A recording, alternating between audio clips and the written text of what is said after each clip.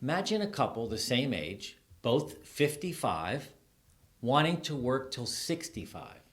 And then all of a sudden, one of them is let go to downsizing.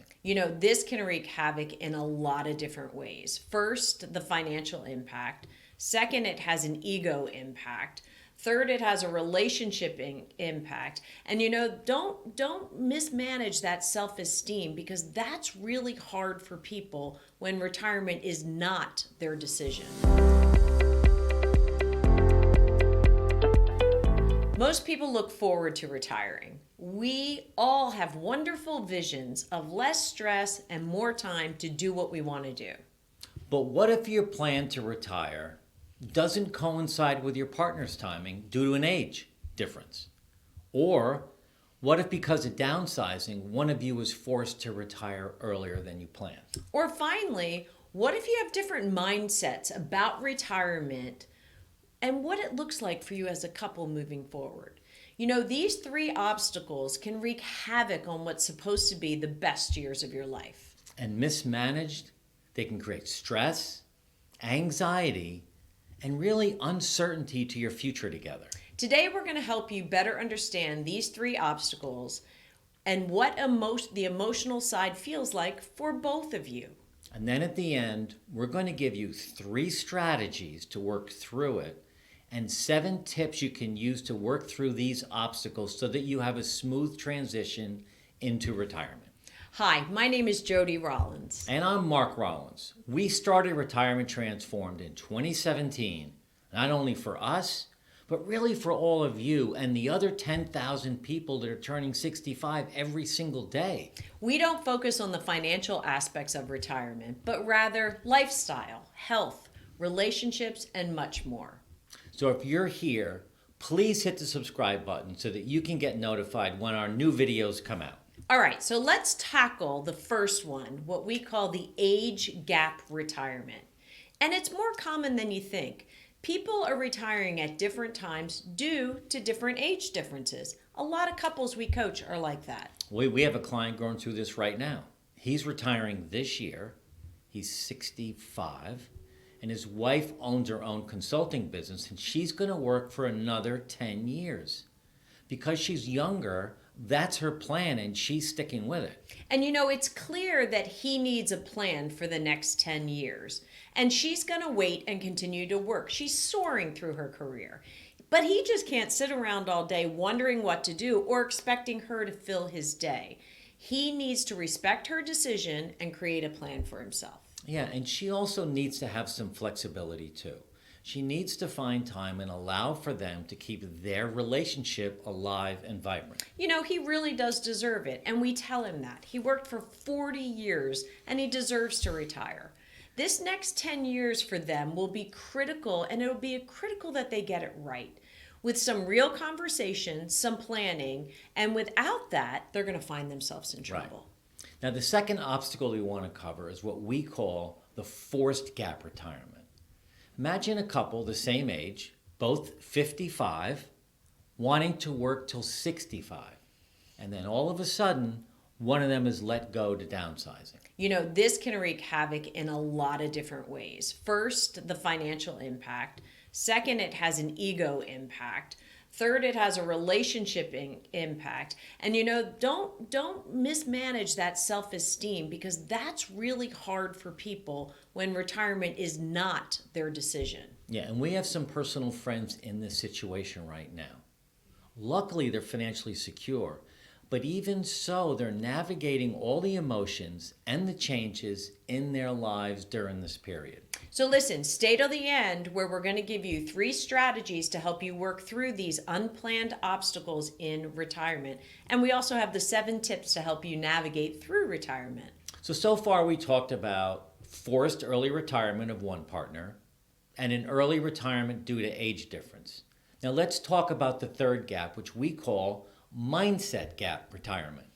This is where you just can't seem to get on the same page with your partner as it respects to the retirement vision. Yeah, and what if we can't get in alignment on your physical health plan?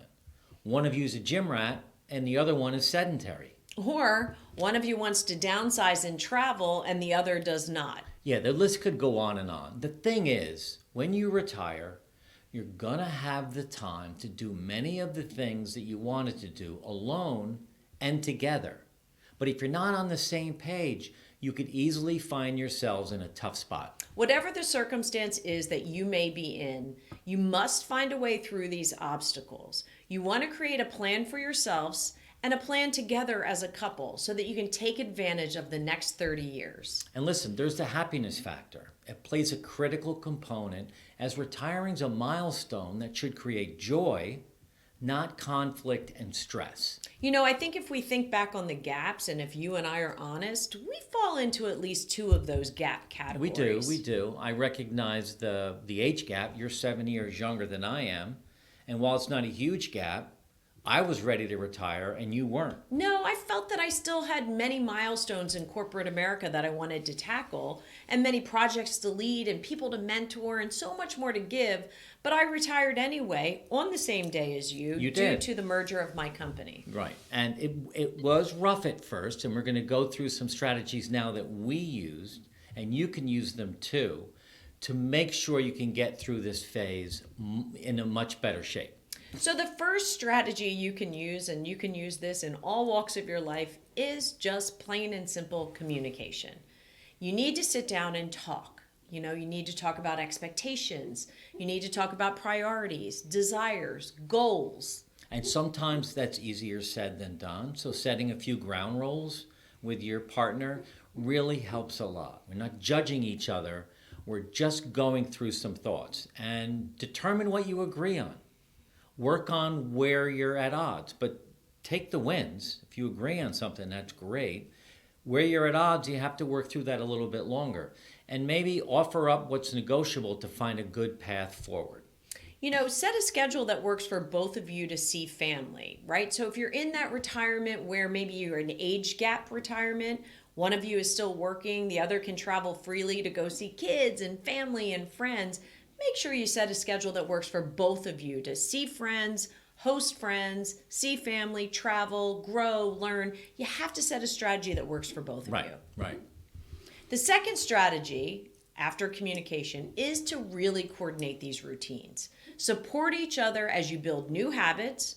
Regardless of which gap you're dealing with, find time to enjoy activities together. Yeah, and you can also build new habits for lasting health and wellness. Start doing some things together.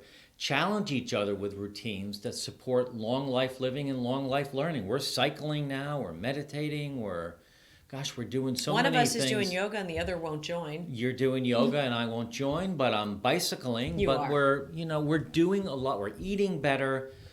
We're doing a lot together. We're pushing each other, which is really helpful. And we're building those routines. We are building The third strategy is to find your rhythm as a couple, right? So we got to do that. What do I mean by that? Determine your highest and lowest energy times of the day and coordinate your activities appropriately. Again, if one is still working and one is at home, if your highest energy is both of you in the morning and you're apart, you've got to find times on the weekends or day offs to kind of coordinate that rhythm. Spend time crafting your identity in retirement alone, as well as together as a couple. Listen, the other thing you can do as a couple is build something together. I've always wanted to do that. You always wanted to build a chair. A bench or something. Yeah, we ordered 2 chairs for the front porch, and I put them together alone. Yeah. You watched. I don't know. Why didn't you help me? I don't know. Okay, well, but I did. You guys could try something. that, but take up a sport as a couple. Right. Exercise together. Again, we're cycling. I don't want to keep repeating it, but we are trying to do some things together because we do things alone too. Find something, anything that you both enjoy, and do it together. So those are 3 easy tips that we use to navigate the gaps. But any transition in life, like retirement, living together for the next 30 years as a long time. Fully retired couple or even a partially retired couple, navigating the gaps takes a lot of work. Right. So we're going to give you 7 tips to help. Number 1, be patient with each other and each other's schedules. Retirement affords flexibility. So if one's retired and one isn't, give each other the space. The person who's still working has things they need to do. and the one who's not working has a lot more flexibility.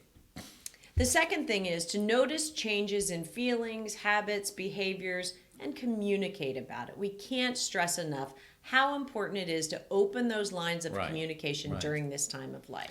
The third tip is don't make any major decisions regarding your schedules without taking a pause, like board service or volunteering or getting a job.